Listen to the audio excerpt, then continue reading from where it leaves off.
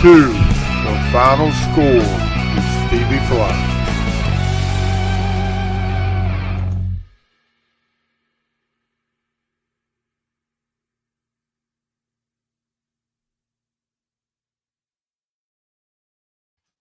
What's up, guys? It's The Final Score.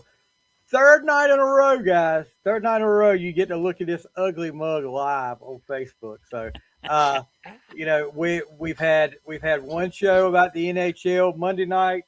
Last night was about softball, high school softball. Tonight we get back to my love. We get back to the NFL. We get back to NFL football, and it may not be a team that I care that much about because guess what? They're a division rival. It could be worse, and I'm talking to you right now, Tony. It could be worse. It could be the Baltimore Ravens. That's true.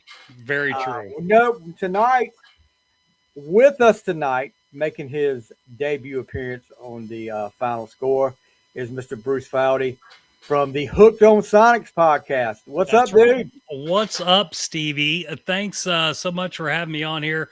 Really excited. I don't get a chance to talk a whole lot of sports, let alone my favorite dysfunctional team, the Cincinnati Bengals. Yeah, that's right, guys. We are going to do, as much as it pains me to do this stuff. But you know what? I didn't have that hard a time making my list.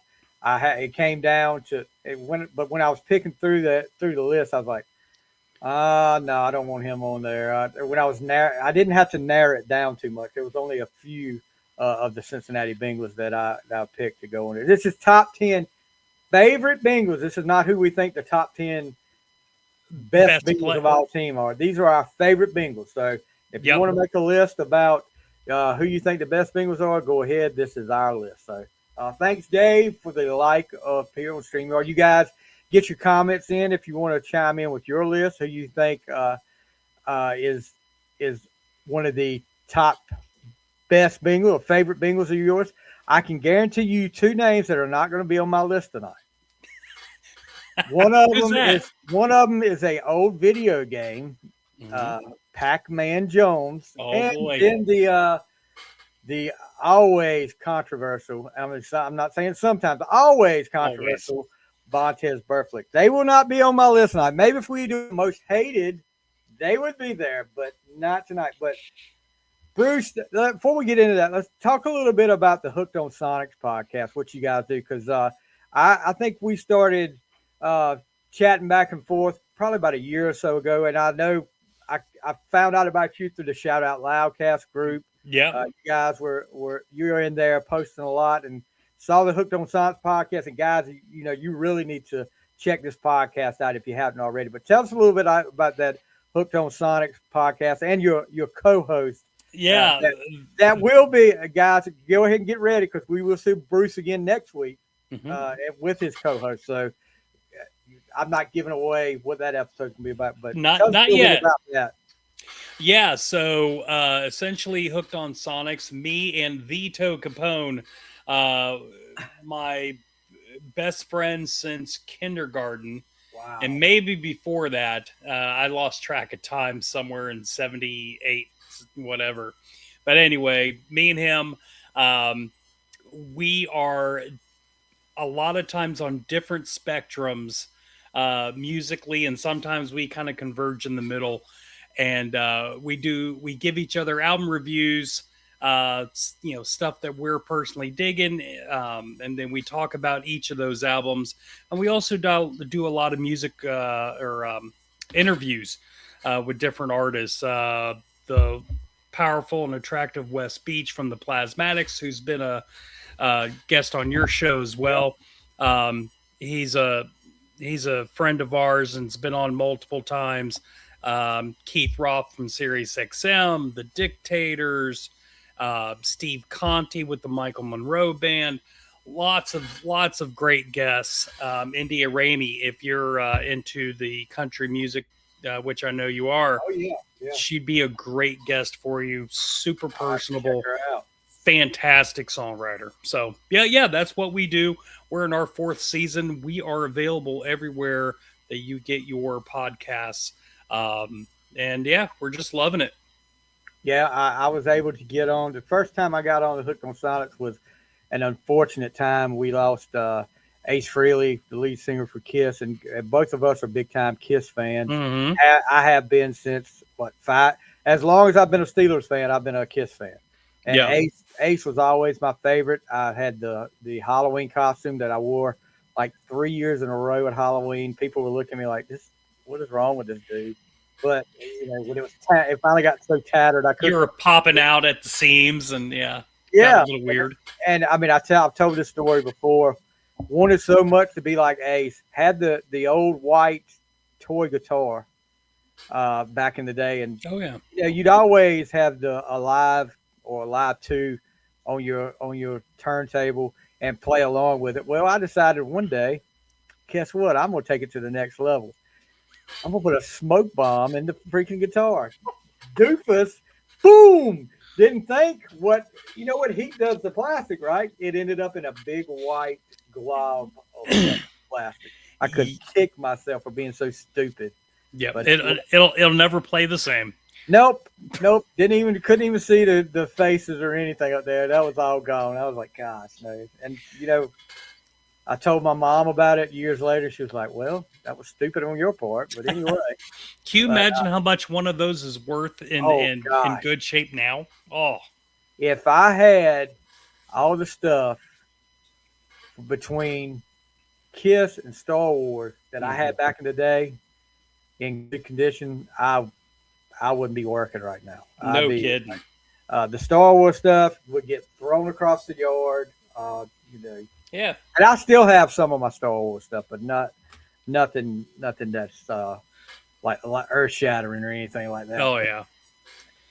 So let's get into the topic of the night. Yeah. The Cincinnati Bengals. And how did you come to be a Cincinnati Bengals fan? Well, I am originally from Columbus, Ohio, and so growing up, the only three teams you could root for would be the Ohio State Buckeyes, which that's a given. You got to root for the Buckeyes, or Cleveland or Cincinnati on the pro level. There's no way with as bad as the Bengals have been throughout their history. There's no way I could actively root for the Browns. So I remember it very vividly. I think it was Super Bowl 23, the second Super Bowl they were in against the 49ers. My dad was a huge Joe Montana fan. Huge. Oh, yeah. And so I automatically just, globbed onto the Bengals because they were against the 49ers. That's all I cared about, But watching Boomer Esiason and them just, man, what a magical season. And I was hooked. I was hooked on the Bengals ever since. And I did want to do a little show and tell. I still got my original Bengals clock from 1988 that I got for Christmas. There. Yep. That's awesome. There. I don't have much Bengals memorabilia left, but I've always held on to that. I just remember how cool it was, as a kid, and not really getting into the big rivalries at that time like I do now. Mm-hmm. I just remember how cool it was when the Bengals dropped the Bengals off the side of the helmet and put the stripes. The B. Oh yeah, those stripes were the best. Gosh, it was a whole different team then because they were. Mm-hmm. I mean, they had some good teams, but nothing like what they were when they put the stripes on. It was like that was the first year they went to the Super Bowl against the 49ers. Yep. And man, what a game that second Super Bowl was. I thought the Bengals had it, but here comes Montana. What can you do? I still say that pass that it was right before the touchdown. I still say Jerry Rice was out of bounds. I'm gonna have to go back and look at that. Yeah, I'm just saying. So that's my 12-year-old brain is stuck on that, and that's what I'm sticking with. So, but yeah, ever since then I've just been stuck on the Bengals. There was a couple of couple of years during the Klingler era Oh God. and the Shula era. Yeah. I didn't watch a game. I flirted with a couple other teams, but my heart belonged in Cincinnati. Well, you definitely made the right pick if you had to pick between the Bengals and the Browns, because I've said it many times. The Browns could screw up a 2-car funeral if you give them a chance. They screw up everything. They every time they have a chance at success, they find a way to screw it up. Yeah, but I will say, like in the early '90s, the late '80s, early '90s, Oh yeah, where Cleveland was actually pretty good. They had, they went to the AFC Championship. What was that? It was 88 or 91. I can't remember. Anyway, yeah, but like when the rivalry meant something, when it was like, I want that. I want them to be good enough to where the rivalry means something, where there's something in the game, but I don't want them to actually win anything. Where beating them means something again. That's right. It'd be like Sam Weiss coming back. Lord, that was my favorite Cincinnati coach, where he comes out and says, tells the crowd, "Stop doing this. You don't live in Cleveland." That might come back up later in the show, I think. Maybe. We'll see. That was so great. But Sam White, I just remember, and sometime for Christmas, because I was always getting, like I said, for Christmas presents, it was always football, Kiss.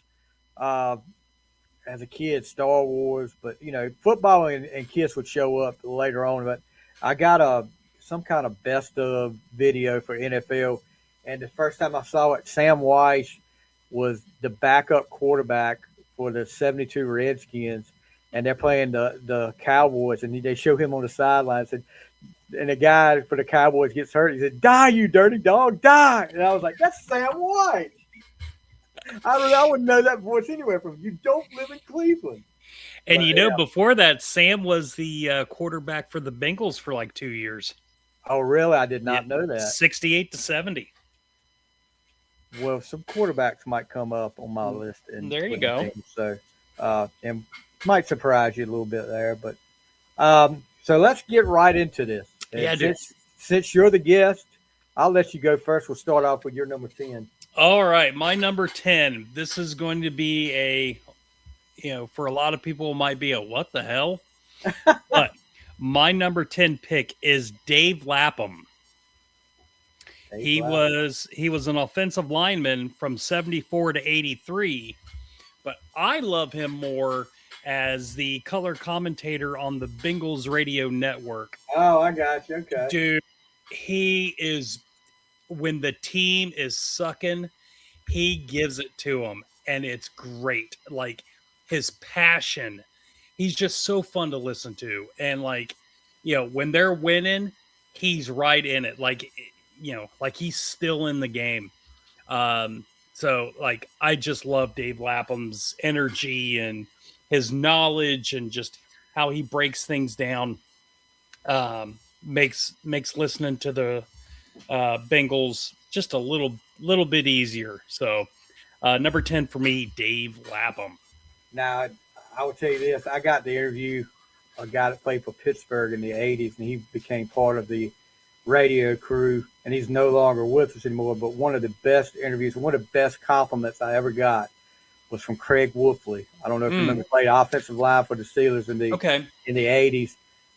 He told me when he agreed to do the interview, "You got 20 minutes." And I'm just thinking to myself, God, I can't get all I want to in 20 minutes. Yeah. That 20 minutes turned into about an hour and a half. And Dude, I told him after it was over, I said, I guess we tore that 20 minutes out of it. I'm sorry about that. He said, I tell these people that, so if it's bad, I can get out of it. He said, but within the first 5 minutes of this, I knew you knew what you were talking about. He said, and I had a great time. And me and him would talk back and forth. Yeah, so that's probably one of my favorite interviews up there with Craig Wolfley. But nice. I understand what you're talking about there. So my number 10, we're going to get some cold cuts going. We're going to get some cold cuts. Straight out of UNLV, the Icky Shuffle master, Mr. Icky Woods. That's right.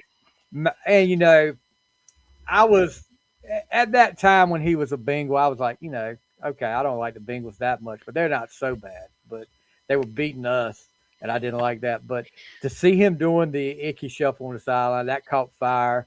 And now, you know, matter of fact, not too long ago, my daughter did a TikTok with her cousin that she does a podcast with, and she pops in the back of the truck. She said, "Go give me some cold cuts," and she's doing the whole thing in the back of the car. So I was like, "There goes Icky Woods right there." But yeah, I mean, he had a great career with the Bengals. He's part of the 40th anniversary team. Mm-hmm.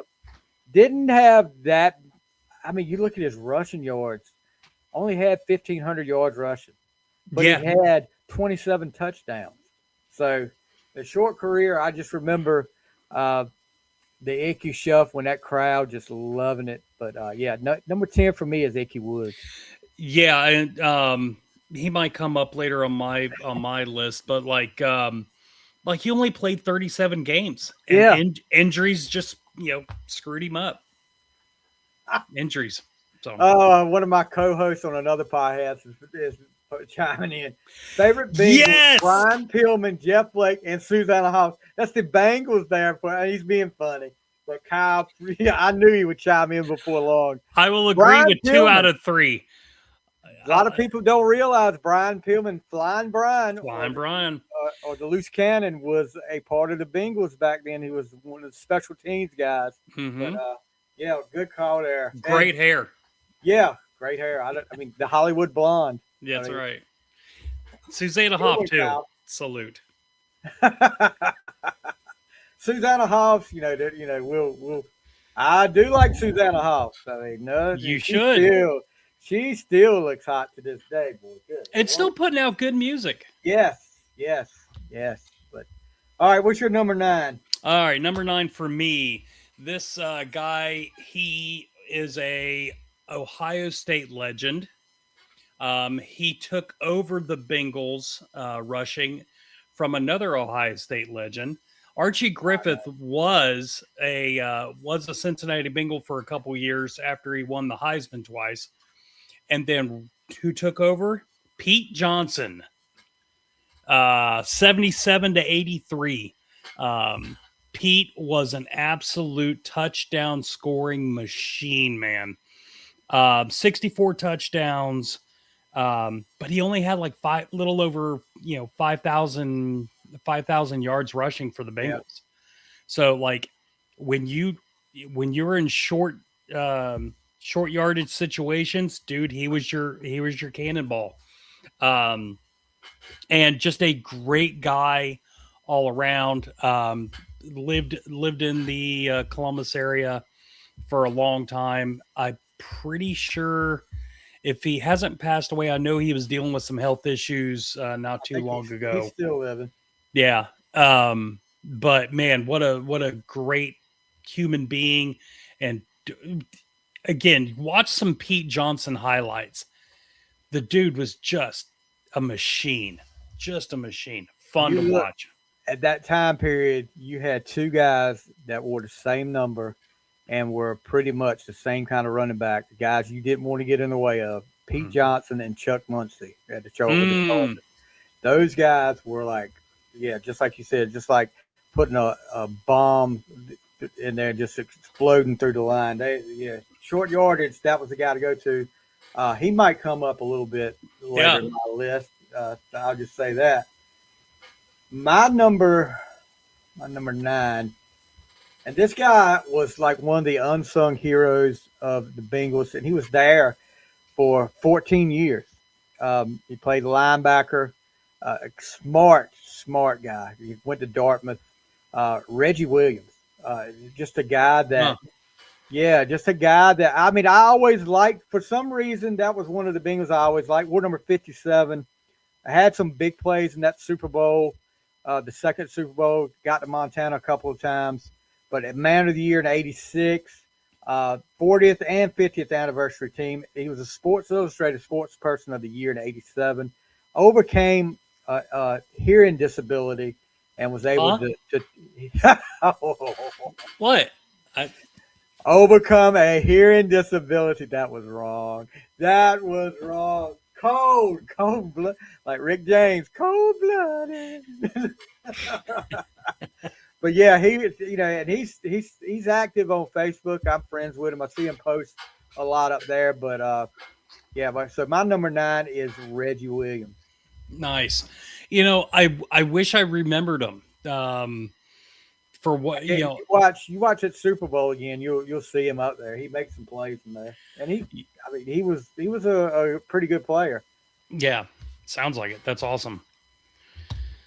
Number 8 for you. Number 8. Again, this guy, another running back, maybe classified as a fullback. I can't remember, but it was the 1-2 punch between him and Icky, and this is James Brooks.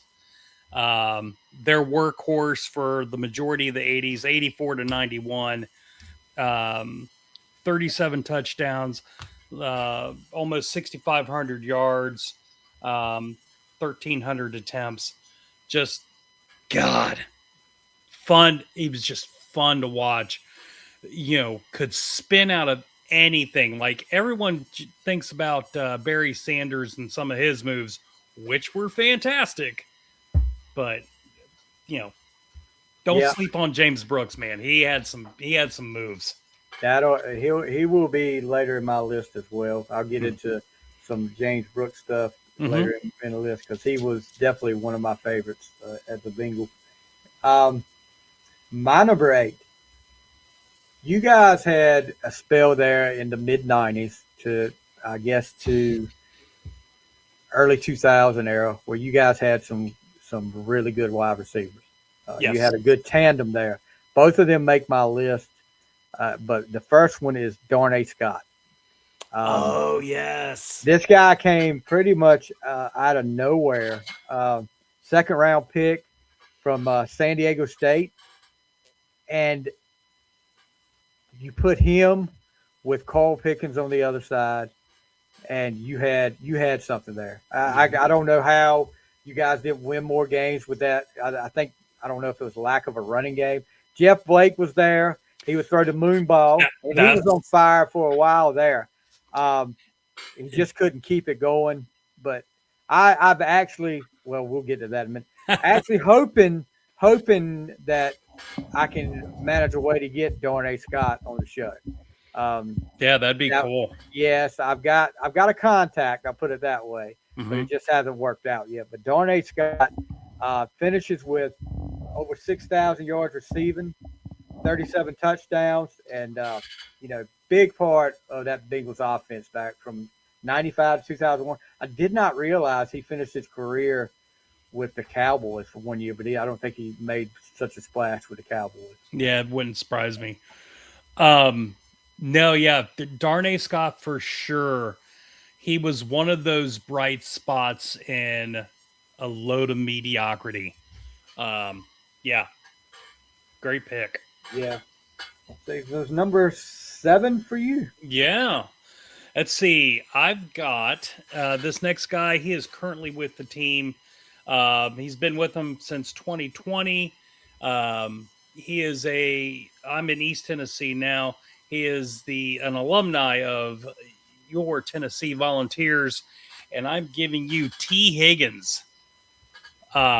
Dude, this kid, he is so fun to watch. And, his work ethic is just off the charts. He was a great player for UT.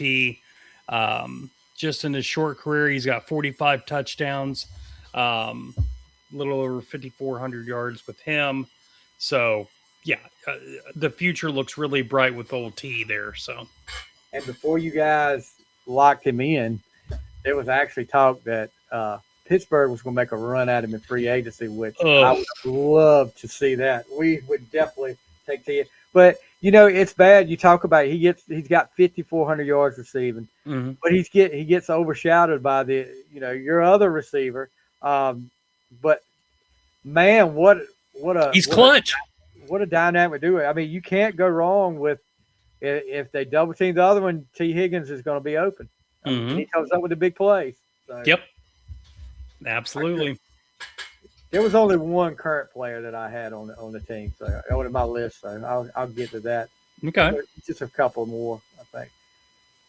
My number 7 is our first repeat of the night. Hmm. Pete Johnson. Yeah. And you pretty much said everything about him, but man, as a kid watching that, I mean, when you saw him line up in the backfield, you were like, somebody's about to get run over. I mean, that as big as that guy was and as fast as he was, that should have been illegal. And to see, you talk about James Brooks. Pete Johnson gets traded to San Diego for James Brooks. I mean, so that was a surprise to me, but I'll get into that a little bit when I talk about James Brooks in a few minutes. But that was kind of a surprise to me. But I understand now why they did it, why Brooks wanted to go somewhere else. But Yeah. we'll get to that in a few minutes. But yeah, Pete Johnson is my number 7. But let's get your number 6. All right. For a lot of people, this might be a little low, but for the other people that I got in here, he's just about right. I've got him on my cup right here. Compliments the skyline. Joe Burrow. Look, I mean, Joe has had some problems the last couple of years. I don't think he's been all right. I don't think he's been the same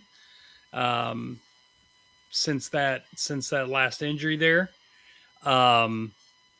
There's something missing, and but when he was on, when they went to the Super Bowl, God bless. Even when he played 1 year at Ohio State, and dude, why they got rid of him? Well, I know why they got rid of him, because it's like they had so much other talent too. It's like, yeah, dude, go to LSU. I mean, we get it.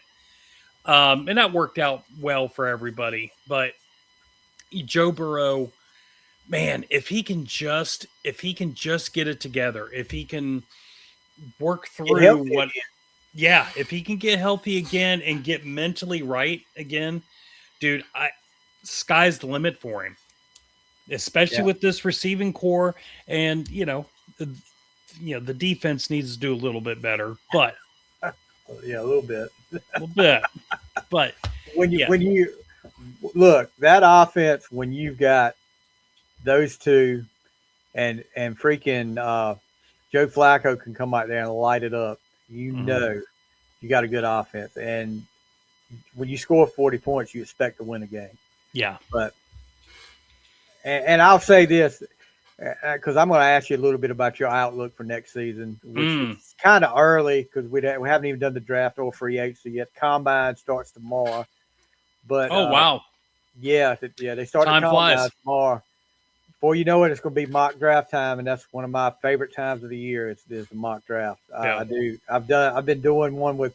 There's a guy that's kind of like my mentor. He had a radio show on local radio.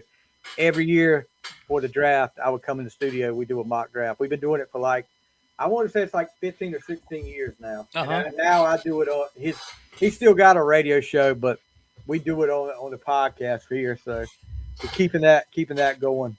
All right. My number 6. And this is it's going to be quarterbacks for a couple of picks here. And this guy always worried me when he played, because this was back in the day with the helmets with the double bar right here. And I watched him one night, a defensive end for the Steelers. I think it was Keith Willis. I thought he had killed Ken Anderson on Monday Night Football. Man. He twisted his head in ways that your neck should not go in that direction. Yeah. But Ken Anderson, man, this guy doesn't get enough credit for what he's done, and growing and looking at some of this stuff as Anderson as a player. I didn't realize MVP in 81, Offensive Player of the Year 81, Comeback Player of the Year in 81. He just got the trilogy there. But the guy, he just lit it up. 2 times NFL pass leaders in 70, 74, 75. And led the Bengals with the stripes to that two games in that playoffs that year, right in a row. The Chargers and the Dolphins in that probably the greatest playoff game I've ever watched in my life with Kellen Winslow's name. But Oh then yeah. the Freezer Bowl the next week. Oh my gosh! I sat there and watched that game, and I felt as a kid. I'm 8 years old, but I'm feeling so bad for them guys. And to hear the stories now of that, but everybody says, well, the Bengals were used to it. There's no way you were used to that cold. There was, No. I mean, I know I realize San Diego is not used to cold, but that was beyond cold, dude. I mean, I forget how much what the below zero it was out there, but guys were talking. There was one guy, and I cannot remember his name now, and I hate it. That played for the Chargers. He was a special teams guy. Played running back too. He said he was talking about that game and coming out there on the field, and he was like, words cannot describe how cold it was that day. But man, Ken Anderson, and he finally wises up and joins the Steelers as quarterbacks coach from 2007 to 2009. I don't know if people realize that. And I think, if I'm not mistaken, he got a Super Bowl ring with the Steelers. Ugh. 2008. So there you go, Cincinnati fans. Yeah. We gave Ken Anderson a Super Bowl ring. So thanks. Ken Anderson, Tainted. that's one of the guys that, I mean, honestly, I think is so underrated as a Bengal. Doesn't get talked about as much as a quarterback in the NFL during his era. No, I agree. I'll tell you a quick little Ken Anderson story. So my father-in-law was a huge Cincinnati fan, whether it was the Reds or the Bengals or whatever. And we had to go up to Cleveland for some testing and stuff, and didn't get great news. And so we're trying to cheer my father-in-law up. And I said, well, hey, why don't we go to the Football Hall of Fame? Oh, wow. And he was like, yeah. And we searched all over. The only thing he really wanted to see, he wanted to see Ken Anderson's, Hall of Fame thing. Ken Anderson is not in the Hall of Fame. I mean, let me tell you though, there's guys worse than him that don't deserve to be in there. Ken Anderson should be in the Hall of Fame. I think. I mean, no, absolutely, and I think maybe someday he'll get in, but yeah. But I do have an autographed picture from Ken Anderson somewhere in my stack of stuff that I gotta dig up. So looking at listen to his 32,000 passing yards. Wow. 197 touchdowns, passer rating of 81.9, 59% completion rate. I mean, there's guys like that have half of that are in the Hall of Fame right now. Do me a favor, since you got the old Google machine up. Uh-huh. Look up Phil Simms' stats. I got you. I guarantee it's not as good as that because he did not play. Oh, we're wrong. 33,462, 199 touchdowns, passer rate of 78.8. Is he in the Hall of Fame? Yes. So I see your point here. If he's got those stats, but you know what they're going to say, and this is what, excuse my language here, this is what the bullshit about the Hall of Fame is. Mm-hmm. 1 minute they'll tell you the difference is the Super Bowl wins. Next minute they'll say, well, no, with so and so, no, it's not that, it's stats. Make up your freaking mind. Mm-hmm. I mean, if his stats, it used to kill me because Donnie Shell, Steelers it took him. I got to interview him on the show right before he got the Hall of Fame call. Mm-hmm. But what killed me was a year before, Champ Bailey gets put in. And granted, deservedly so. Really? But Donnie Shell's stats were better, just a little bit better than Champ Bailey's. Mm-hmm. How many Super Bowls did Champ Bailey win? Big zero. Yeah. Donnie Shell, 4. Was that Art Shell's brother? No, No. he was just different shells. But Okay. Donnie Shell, I'm gonna tell you, if you ever saw Earl Campbell play, Donnie Shell, going back and watching some of these old Steelers games now, Donnie Shell lit Earl Campbell up one night. I remember watching. I mean, when the internet come along, YouTube, Yeah. Donnie Shell hit Earl Campbell one night, lifted him up, broke his ribs, and I was as tough as Earl Campbell is.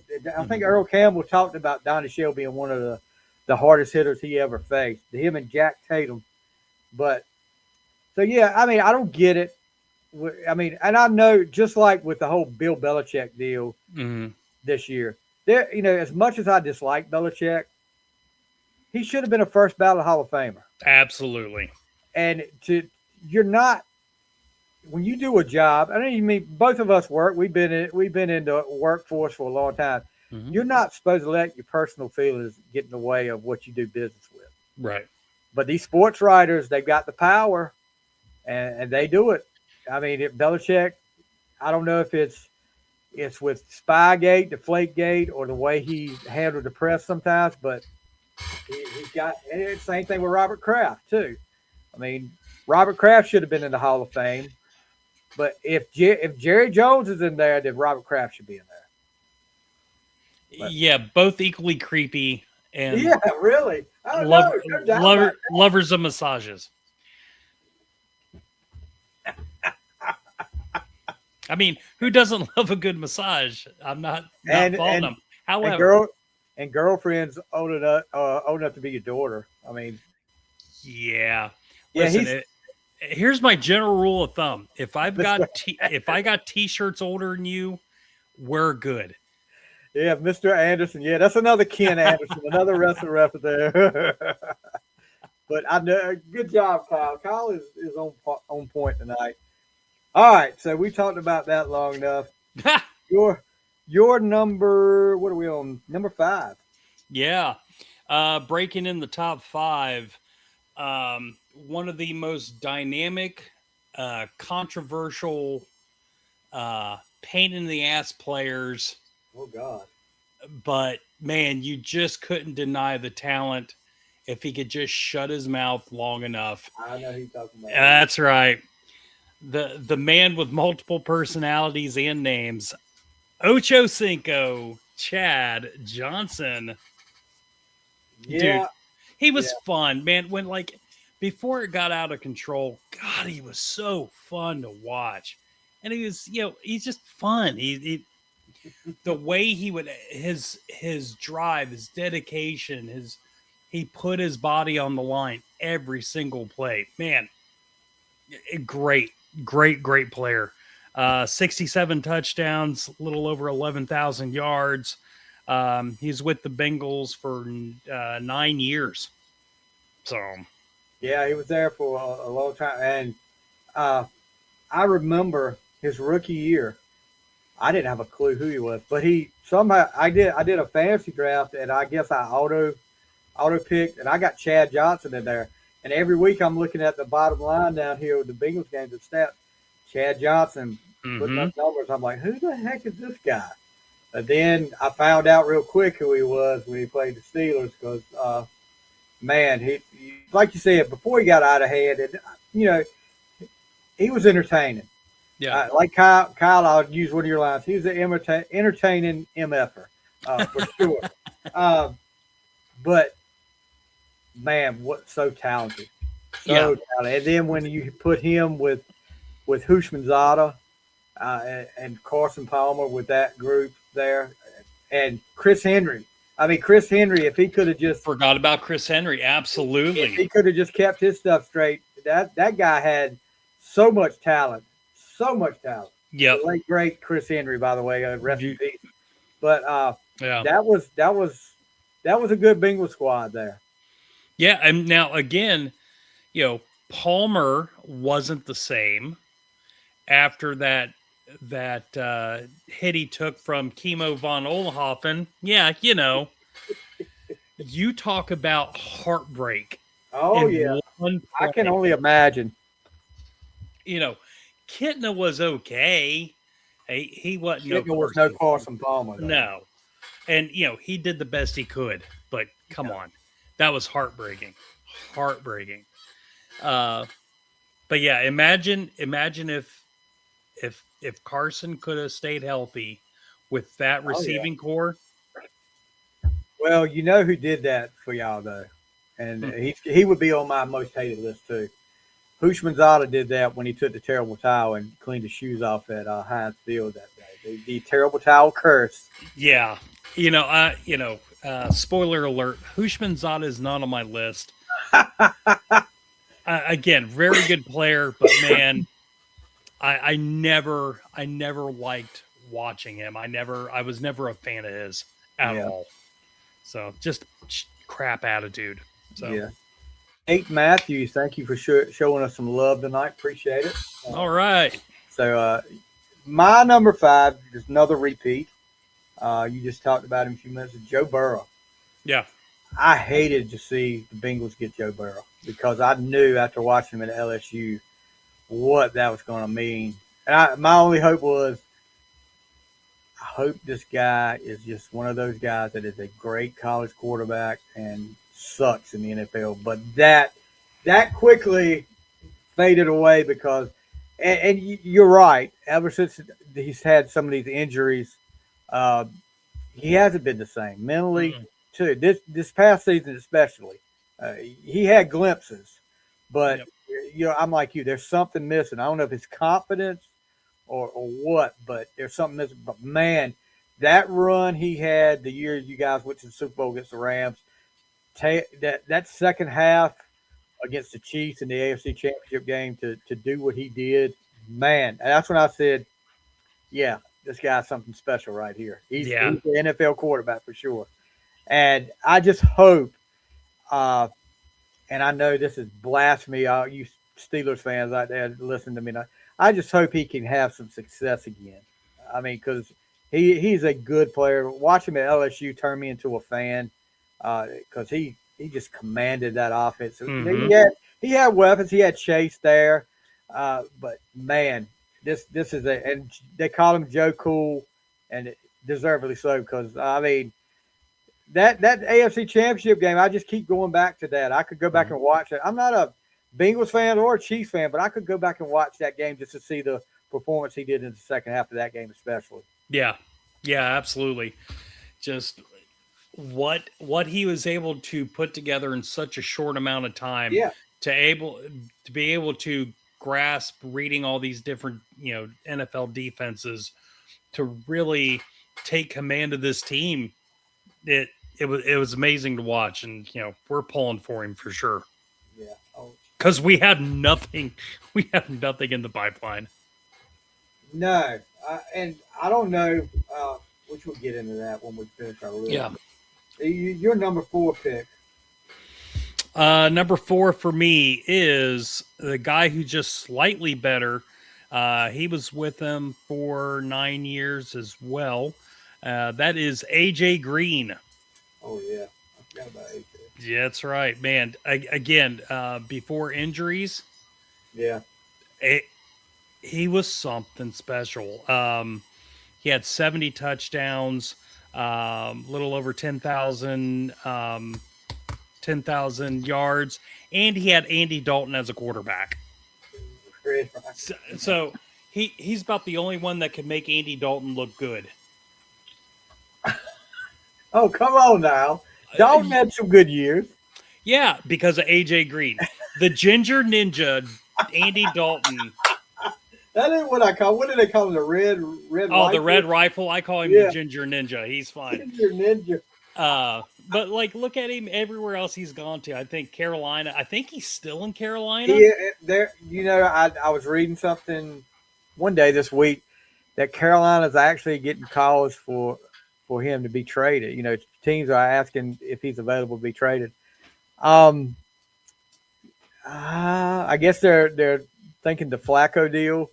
Maybe they can catch lightning in a bottle like Flacco. But Dalton's had his day. I mean, really, he's had his day, and he's probably a good backup now as long as he wants to be carrying a clipboard and maybe filling in here and there. But being a starter, no, his days are starting or over with unless somebody's hurt. Yeah, no, I completely agree. You mean But Dalton's not on your list? no, God, no. No, Okay. there's not too many Bengal quarterbacks that really excite me. Well, I mean, you had a good run. I mean, you had Ken Anderson went straight to Boomer Esiason. Yeah, David and, Klingler. I mean, come on, Achilles Smith. yeah, Jeff Blake, Neil Hey, O'Donnell. oh, good Lord. Neil O'Donnell, I'm going to tell you this, and people hear me this. Neil O'Donnell's got an oil well in Texas somewhere that Jerry Jones gave him for throwing that Super Bowl because, and I think Larry Brown chipped in some money too because Neil O'Donnell made him a millionaire. He never did anything again, but you talking about heartbreak for a different reason. Hmm. We got all the momentum in the world, and then all of a sudden O'Donnell just throws. I was like, well, who is he throwing it to? He couldn't have been throwing it to nobody but Larry, and does it twice. Yeah, Talking to some of the Steelers that won that team, and I always asked them, I said, what was it like in the locker room after that Super Bowl? And some of them were like, I didn't want to get anywhere close to them. yeah. And, Was that against the Packers? no, that was against the Cowboys. Okay, Because Larry Brown is one of the that's right. That's right. I think it could be with the Walker guy from Seattle being MVP and going in free agency. I think it's like 4 of them that were MVP of the Super Bowl and left the team the next year. He went to the Raiders and you never heard him again. No. But if Walker will learn anything from it, all of these guys that left and went to another team after they were MVP, their career went. Dwight Smith from the Buccaneers went to. Why would you leave? And I know the answer, but why would you leave Tampa Bay after you just won a Super Bowl and go to Arizona? Ugh. Money, money, money, money, money. It's got to be. But I mean, and he's never heard from again either. So No. I mean, it is what it is. Ugh. All right. So my number 4 is another repeat, and I mean, this guy could have been higher on the list, Mhm.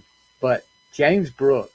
I Yeah. just remember James Brooks the first time I'm seeing him as a Charger with his face mask. His face mask was different than any other face mask I'd ever seen, and he was more with the Chargers a return specialist.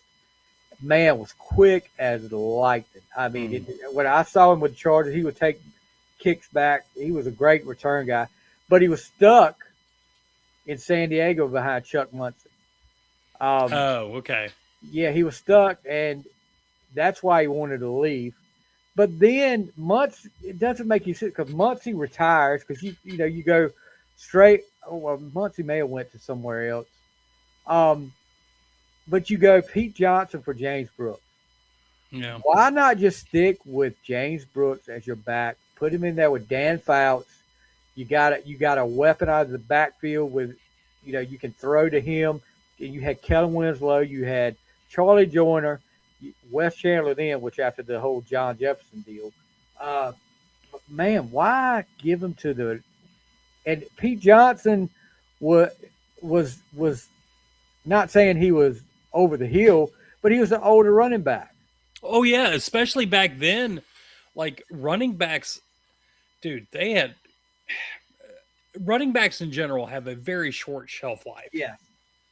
And when you're allowed to hit back then, those guys got murdered. So 58. He was when he went to Cincinnati in '84, 26 when they traded. So you got a 26-year-old. I'm sure.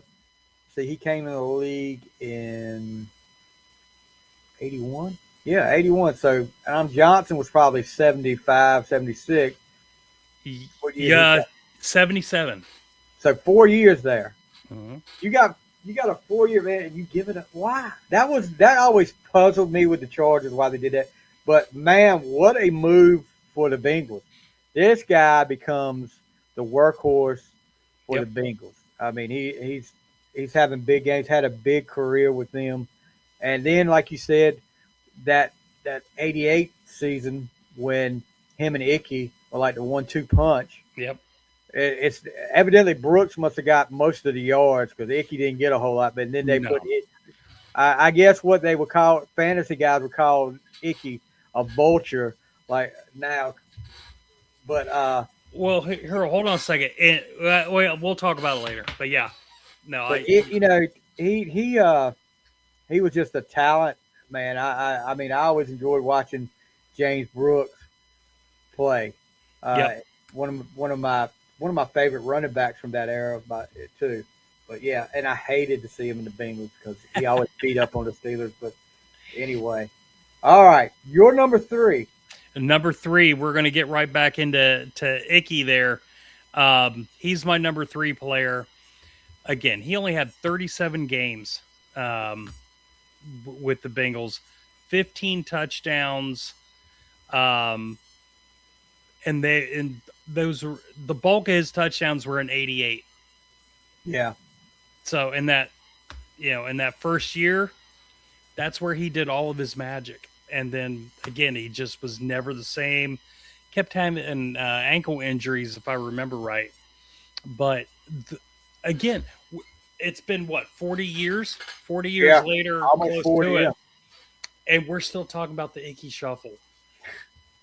Like he's still kind of relevant. And yeah, when you catch that lightning in a bottle, it's fun, and he was exciting to watch. And as a let's see, how old was I in '88? I don't know, a kid, as a 12-year-old. I was 15, so you probably about 12, 13. Yeah. So as a 12, 13-year-old kid, just getting into football, like really watching it, he was exciting. He helped make me a fan, but just because he was just so fun. So it's funny you talk about that because today, where I work at, there was a guy that came in. He was a rep, like a salesman, and my boss man was talking to him. My boss man was on the podcast Monday night talking hockey, and my boss man had been talking to him about my podcast. And the guy came up to me and wanted to know about the podcast stuff, and I was like, I'm a big Steelers fan. He said, well, I grew up in Pennsylvania. I was a diehard Steelers fan. And we both were talking about the guy, my favorite Steeler of all time. And, I got the Polamalu jersey on, but my favorite Steeler of all time was Jack Ham. Really? Yes. And that guy was talking about, Jack Ham was it. And he was talking about him in high school. I said, that's what made me a fan, because you had to, back in the day, again, and I've got the helmet somewhere around here, the old Sears catalog kit you could get with the helmet with the Ken Anderson handlebar, mm-hmm. and then the jersey that your mom would have to stitch on the number and the name on the back. But I had to have 59. And man, you talking about getting out there. Some of my cousin next door was a Steelers fan too. We would get out there somewhere in these black jerseys, and I'm talking about that's when I first realized black absorbs heat. Yeah. And, oh my gosh, I burnt slam up.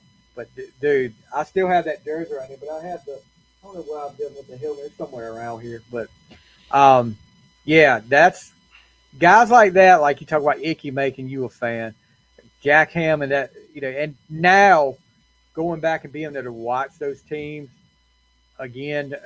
Just like on any night I want to, I can watch an old Steelers game with the steel curtain. It's so freaking awesome. But for me, my favorite Steeler player of all time is Jack Lambert. Oh my gosh, yeah, Lambert. See, that was my cousin. He wore 58, I wore 59. Yeah, but Lambert wouldn't. He didn't take no credit. And he was undersized. He still doesn't take any shit. Oh yeah, undersized. But you know what? I've come to realize the advantage he had. Not taking anything away from him as a linebacker, but when you got Mean Joe Green cleaning up for you up there, and Dwight White and Ernie Mills. I mean, you can keep clean with guys like that protecting you like that. Yeah. The pride of Kent State. No, he was just absolutely a savage. Yeah. Savage. I love Jack Lambert. Can you imagine what would happen today if somebody did what he did to Cliff Harris in that Super Bowl? I laugh every time I see that. I laugh. But you know what? He was like, "You're not gonna talk trash to one of my players." Yeah. And I think, and then later on in the next Super Bowl the Steelers played, Franco took up for Bradshaw, Hollywood Henderson. That was like, Hmm. that's the difference nowadays, though. I mean, I could, and I know we're talking about the Bengals. We're not talking about the Steelers here, guys. Yeah. This is the Bengals list. So We gotta show some love to Ham and Lambert. Yeah. That's enough of that shit. Yeah. All right, my number 3, Hmm. and this is totally sentimental because when you hear this, you're gonna be like, "Oh my God, why is this guy number 3 on your list?" Yeah. But we said favorite. Yep. I grew up watching this guy in college. He was part of my favorite college team. He had one of the incredible seasons in college football, probably our best season at East Carolina. He led the We Believe movement. We come from behind 34-17 in the Peach Bowl to beat NC State, our bitter rival.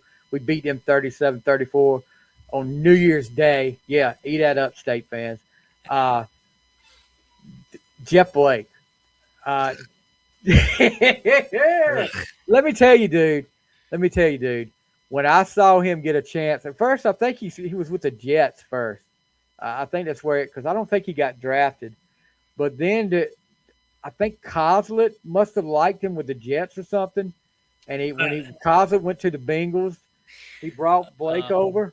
God, And then I see forgot Blake Cosmo getting was in there, and for a season man, it was he was able promising. to, yeah, with Pickens and Scott, Yep.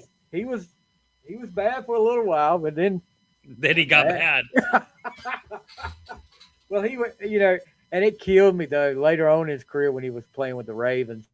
And I was like, we've got to tear you up, dude. I mean, Yeah. we've got look as far as ECU players go, Keaton Mitchell, who was a running back for the Ravens, and I do a ECU sports podcast with four. The Kyle that's commenting here is one of my co-hosts on that. They asked me if you got to pull for the Ravens. Keaton Mitchell's on that. I said no, I don't. I hope Keaton Mitchell has a good game, but I hope the Ravens lose. So That's I'm right. not going to do that. I'm sorry. I would probably pull for. Let me see. Did I pull for the Patriots? No, I may have pulled for the Ravens versus the Patriots a couple of times. That's the only time I'll ever pull for the Ravens. It has to be Tom Brady and Bill Belichick come back. Just the hatred there. I was like, but then again, I was like, I don't want to hear the damn Ravens fans talk about how they beat the Patriots. Okay, real quick. Who are you rooting for first? And you have to pick one. The Ravens or the Browns? Browns. That's easy. That's easy, dude. Because they're both the Browns. But you don't. I'll just give you a little background here. I have a local guy. Mm-hmm. He started out a Browns fan, before the Ravens came along. So then he switches over to the Ravens. And every year I hear this is their year. This is their year. I've heard rebuilding year. I've said, y'all been doing that for like 15 years now. He told me the last 3 years, and I tell him the same thing every time. We'll Super Bowl this year. I said, well, go ahead and buy your tickets because that's the only way you guys are getting there. So you got the best running back playing quarterback in football right now. Yeah. But no, I mean, I can handle the Browns. Even after the whole thing with Myles Garrett trying to kill our quarterback with the helmet that year, I would still pull for the Browns over the Ravens because it's no threat. It's no threat. Here's my problem. Browns fans are almost as annoying as most Steeler fans, where they get a little 1 or 2 game win streak on them, and they think they're invincible. They're little walking Supermans. Like, stop it. And it's know, if we're gonna get on how the Browns screw up stuff, that's a whole other... There's one thing I always go back to. And I think the guy's name was it Bobby Hoyer that was quarterbacking for them one year, or it was a Hoyer guy. Yeah, it was Brian Hoyer. Brian Hoyer, starting quarterback for them. They had drafted Johnny Manziel, But Hoyer had them right at the top of the division. Mm-hmm. I will never forget it because I was in the emergency room waiting room with my dad on a Thursday night game. I think it may have been the Browns versus the Bengals. Hoyer didn't have the best game. I won't say he had a terrible game. He didn't have the best game. Bengals beat them. And they're still near the top of the division, still like a game out with somebody. Mm-hmm. The next week, after one bad game, they bench Hoyer and put Johnny Manziel in. And I know what it was for. They wanted to sell tickets. Mm-hmm. But talking about screwing up your season, they went down like the Titanic after that. I mean, it was terrible. And that's one of those stories. And then I go with Baker Mayfield. Cleveland fans, your front office is so stupid that they don't realize Baker Mayfield's out there with a freaking harness on his shoulder. Not his throwing shoulder, but that's going to affect your throwing. He's still out there trying to give everything he has for you guys. Doesn't have the best year, but guess what? He can get healthy, and look what he does now. And look what the hell you've gone through at quarterback. Mm-hmm. I mean, your front office is so stupid. And don't even get me started about Deshaun Watson. I mean, that's Ooh. Yeah. That's a 30 for 30 waiting to happen right there. Jesus. Guaranteed.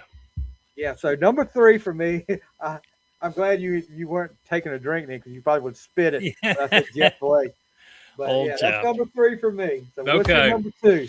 My number 2, I'm deviating a little bit. Though he was technically a player for 2 years, he is mostly known as being their coach. My favorite Bengals coach of all time, the saucy Sam Weish, my guy. Definitely. Every year or so, I turn on that whole thing where that game where the Bengals fans are throwing snowballs for no reason, like just because. And he's like, no, I want to talk to him. And like the announcing booth has no idea what's going on, and he just rips into the fans. And what's funny is the fans were like, yeah, like he's giving us a new asshole. Yeah. Yeah, that's how over he was. Yeah, definitely. And honest to God, like Sam Weish, even after his tenure with the Bengals was done, did a lot of great work. Always had a lot of love for Cincinnati. Yeah, great guy. Yeah, lots of fun, lots of fire. He's my number 2. Yeah. But get some comments, Keith Hall. 70 Steelers, those guys would go to war for each other. Absolutely, and Keith. One of my players that I coached, Aiden Buert, he's a Tampa Bay fan. We thank the Browns for the Baker situation. You should. You definitely should. Yeah. So number 2 for me, and this is a guy that, I mean, definitely he's a Hall of Famer. Mm-hmm. He was there. I mean, when you think of Cincinnati Bengals, this guy should be like your poster guy for the Cincinnati Bengals. And I mean, he come from, Anthony Munoz. And I don't have my stuff pulled up for him for some reason, but man, I mean, what a stalwart for the Bengals. He was there for, God, it felt like forever. It felt like he was never going to leave. I think it was like 15, 17 seasons, something like that. And no rumors ever come up about him wanting to leave. No. He was a lifetime Bengal. Let's see. I'm pulling it up right here now. Sorry about this, guys. 13 seasons. Yeah. He was voted by ESPN the greatest offensive tackle in NFL history. Yeah. So, Boomer had that guy out there. He didn't have to worry about it. I mean, look at the accolades here. Oh, he never played for, but he was an all-season practice squad member for the Tampa Bay Buccaneers. I did not know that. I didn't either. 93. Wow. That's played 185 games, started 182. Wow. 6 fumble recoveries. You guys must have, terrible on offense, dude.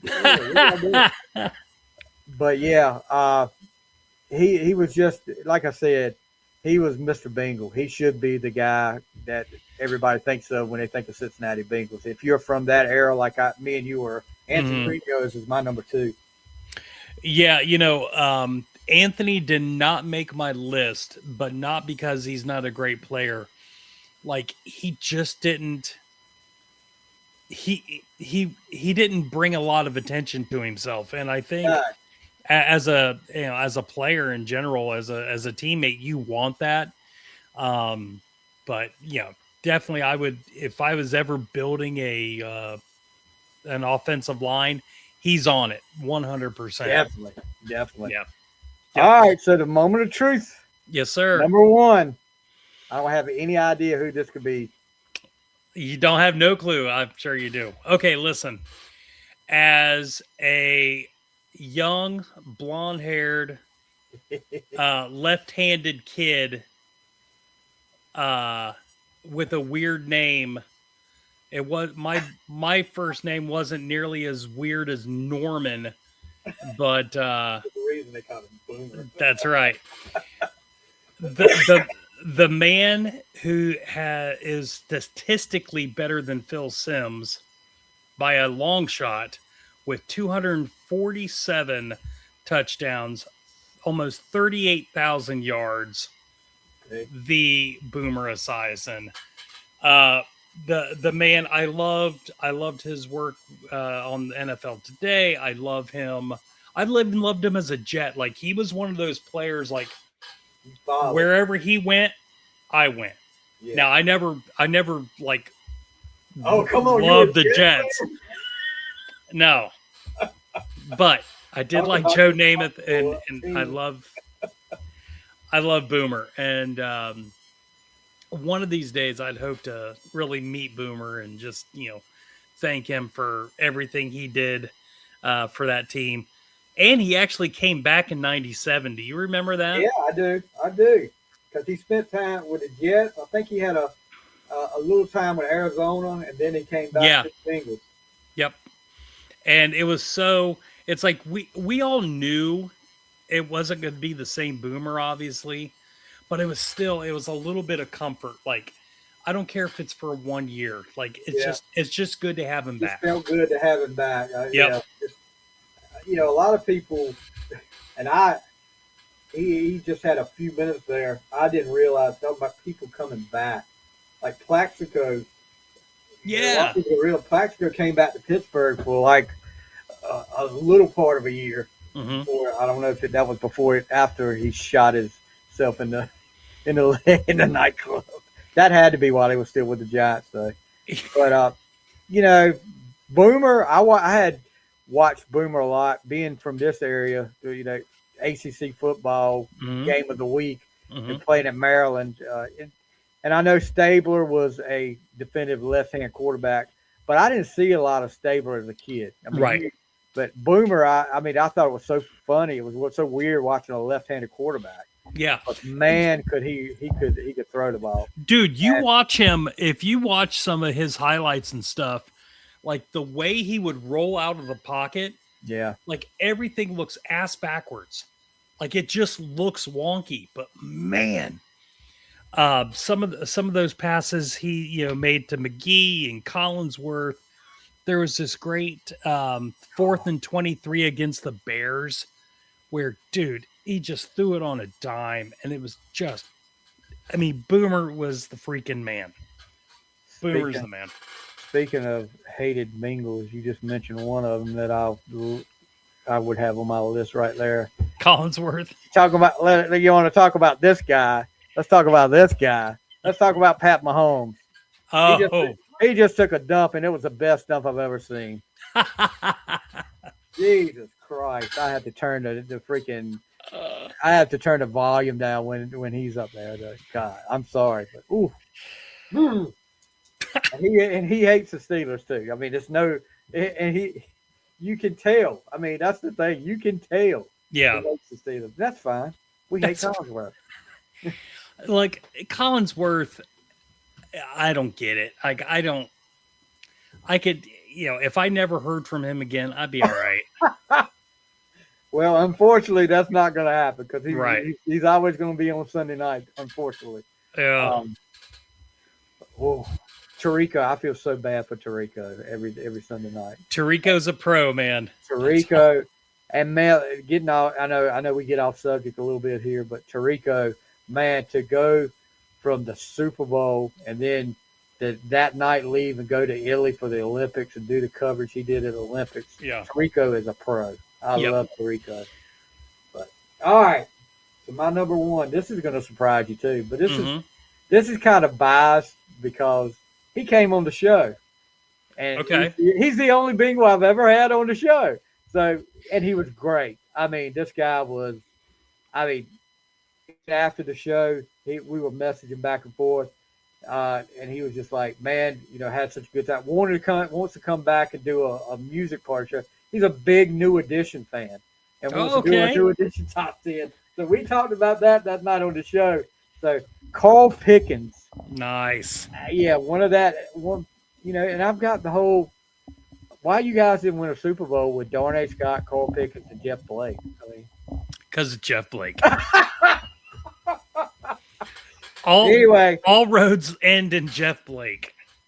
But this guy, man, he was just a great receiver. Yeah. He killed us, and we talked about that game. He killed us by himself one day. He was beating. It wasn't like he was beating backups. He was beating people like Cornell Lake, Rod Woodson, Darren Perry.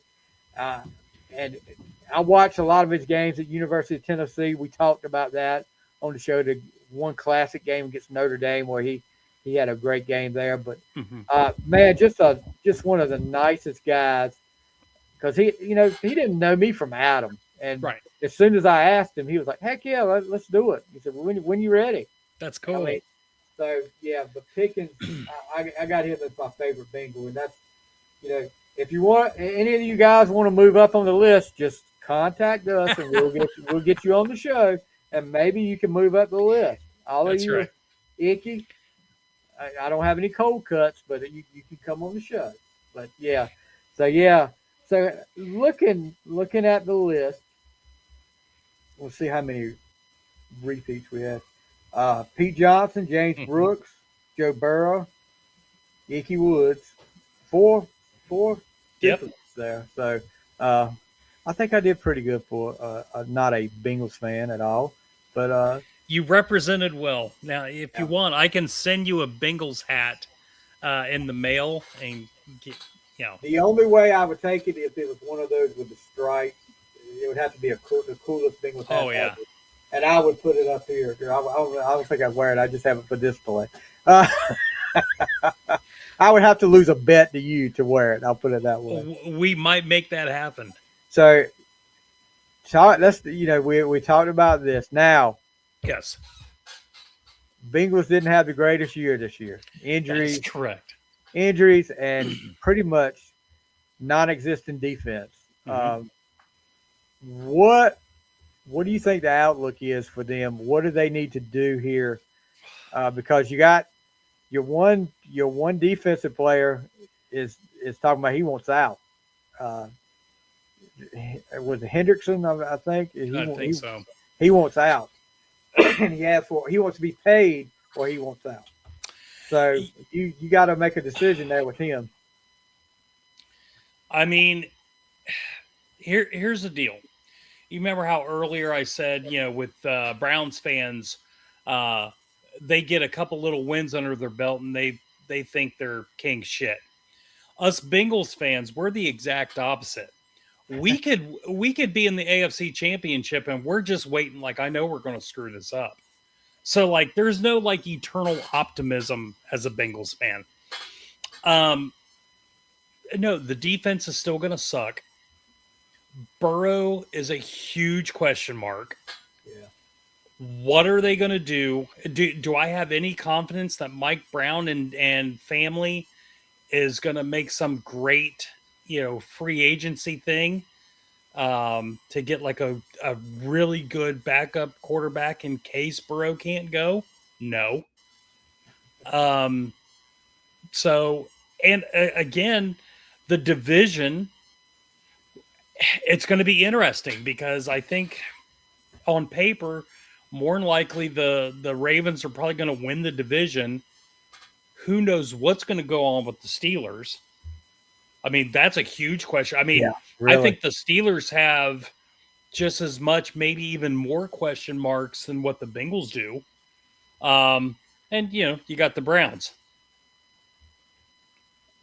Yeah, yeah. And then there's the Browns. Yeah, Like there's that's the so, and then there's Mauled, and then there's the Browns. no. I mean, at this point, would I be? You know, I wouldn't be surprised with like a 7-9, maybe an 8-8. They're going to be a mediocre team unless something magical happens with Burrow, and unless they can fill some much needed holes in that defense, which I don't have any confidence they're going to. Well, that's what I was going to ask you. This draft is this, with the situation with the defense. This needs to be a defensive draft for the Bengals, no doubt. I mean, you've got weapons on offense. I mean, Gesicki at tight end is a decent tight end. He got Noah Fant backing him up. Jamar Chase, T. Higgins. Yep. Chase Brown at running back. I mean, Chase Brown's good. He did good. He had a good season. But don't you think you guys need to focus on this defense, right? No, I think that's again, depending on how Burrow is doing. Who's the backup quarterback? Right now, I don't know if he's a free agent, but on the depth chart at the end of the year, Flacco was the backup. I don't think he's. Yeah. Then you got Jake Browning. Oh yeah, and he was awful. Yeah, he was terrible. Terrible. Like he had no business being on the field. Yeah. None. So yeah, I think you got to get a younger backup quarterback, and it's probably going to have to be somebody from the draft. And then you got to work on that defense because at least if you got a good defense, it'll keep you in the game. I'll tell you what. I'll tell you exactly what you guys need to do at quarterback. Bengals need to make the call to Carolina and have the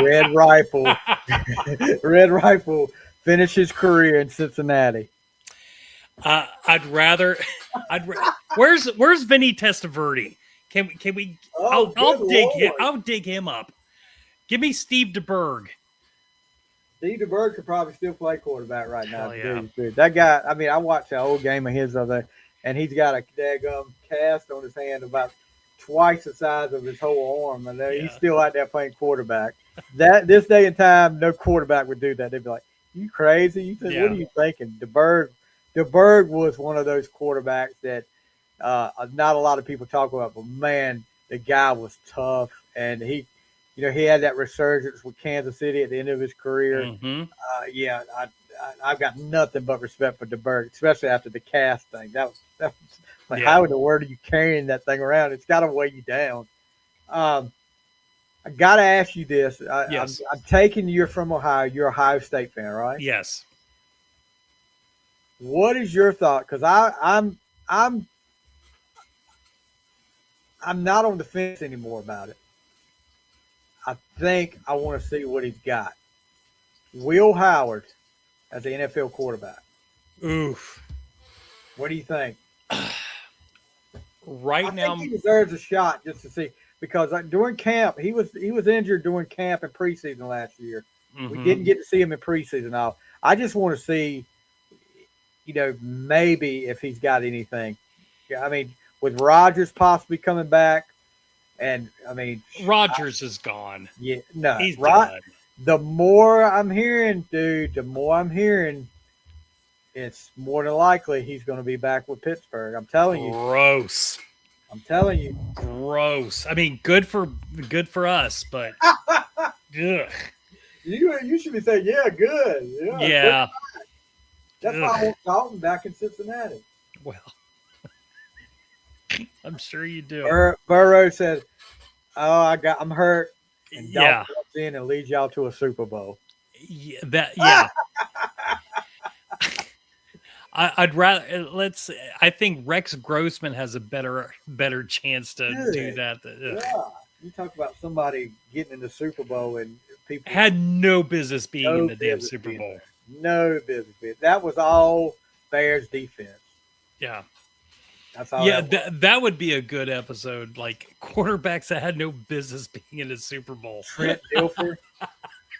And Yes. he won it. I mean, but anybody could have quarterback. Well, except Tony Banks. Anybody but Tony Banks could have quarterbacked the Ravens that year and won the Super Bowl. Yeah. Evidently, Banks had no business doing it. No, I agree. No, back to Will Howard though. I mean, look, do I think he's a day one starter anywhere? No, but man, the kid's got heart. He's got good football sense. I think, He's a big dude too. yeah, I think if he's put on the right team in the right situation, he could eventually get into being a decent NFL quarterback. But no, I don't see him lighting it on fire first year. Yeah, I mean, I'm not.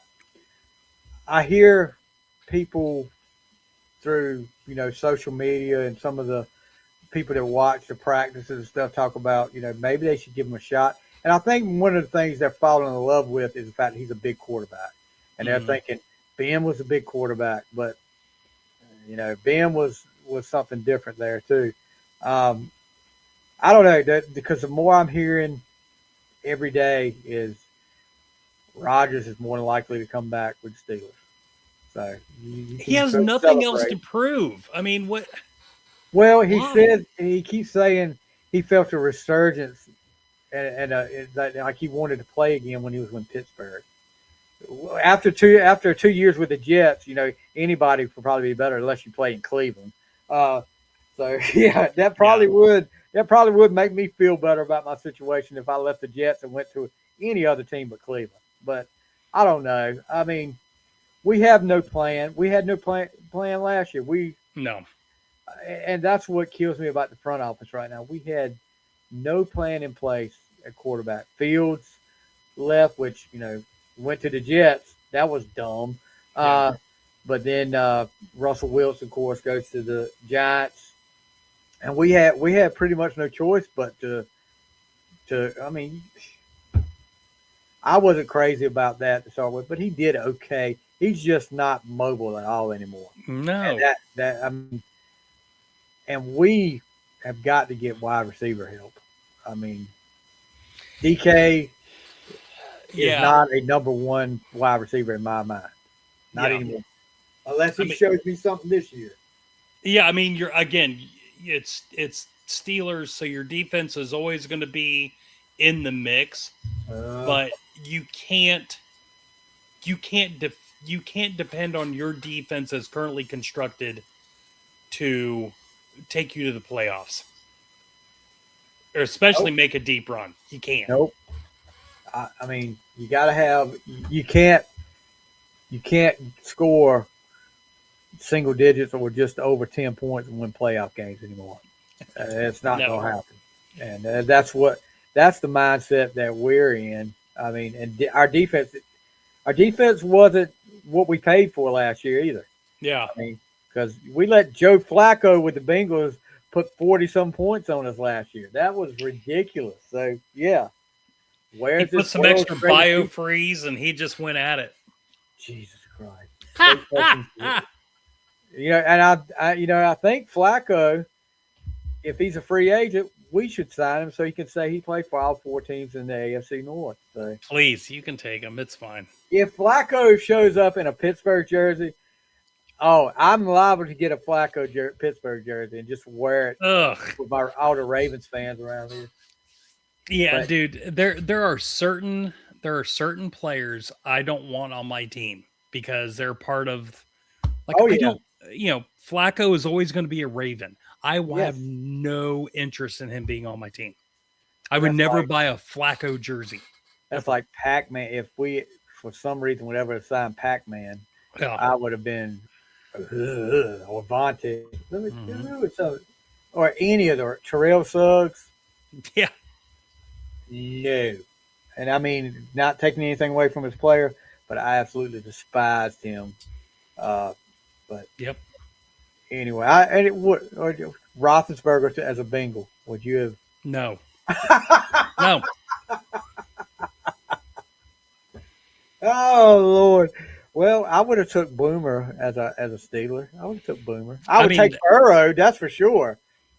But anyway. So next week Bruce will be back with us with his partner in crime. We'll get in it.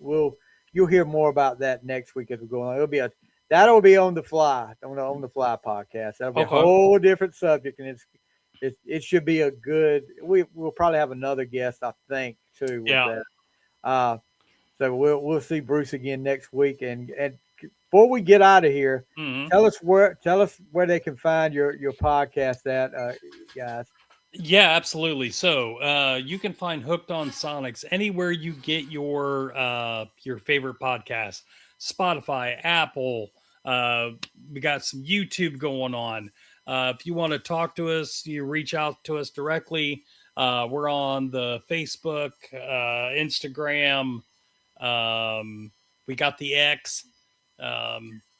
Yeah, we're on all that good stuff. You haven't hit Blue Sky yet, have you? No, I haven't don't either. I don't know about Blue Sky. I'm good. But yeah, I am doing a little more. I am doing some stuff on TikTok now that I think they've got that situation in hand. So I am posting some videos out of old wrestling videos too. Old wrestling, like 85, 86 Crockett era. That's your era, stuff. Right? That's one of my eras. Yes. That's beautiful stuff.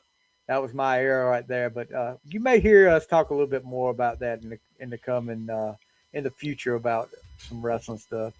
Who knows? That's right. But, all right, guys. Bruce, thank you so much for coming on, guys. That'll mark one of these teams off my list. I'm sure Tony will be on here to do his Ravens list, and I dread that. Sorry, Tony, but yeah, I will be doing Sign of the Cross. A lot of Hail Marys. Throwing up holy water everywhere and all of that before that episode happens. And I'm going to be wearing one of these to try to ward off evil forces when that happens. If that's the case, I might wear one too, just because. But guys, like I said, Bruce, thank you so much for coming on. No, thank you, man. It's been a blast, and we'll see you again next week. Hopefully everything will work out where we can do that again next week. But you guys have a great night. This has been our top 10 favorite Cincinnati Bengals.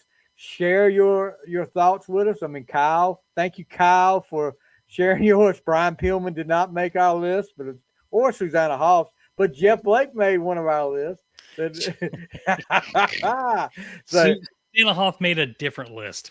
Yeah, Susanna Hoffs will definitely be on a different list for me. Yes. But anyway, guys, you guys have a great night. We'll see you next time on the Final Score. Who day? Who they think we do? We day.